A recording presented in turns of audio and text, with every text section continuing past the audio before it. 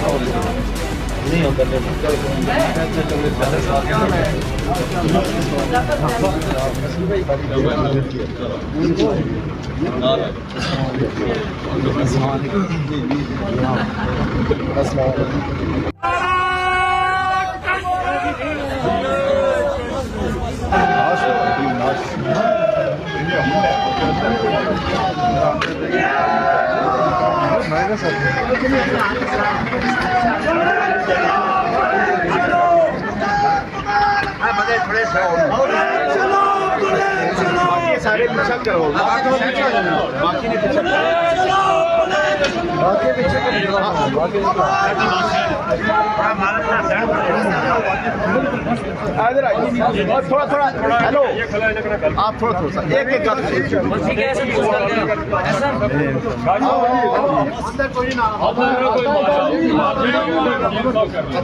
आ जाओ, चलो हमारे रोज तुम्हारा नहीं मारना, बस मना करेंगे। वालेकुम सलाम।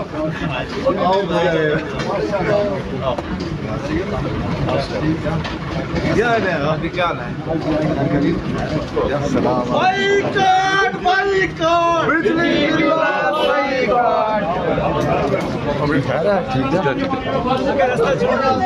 बस लाला नहीं होता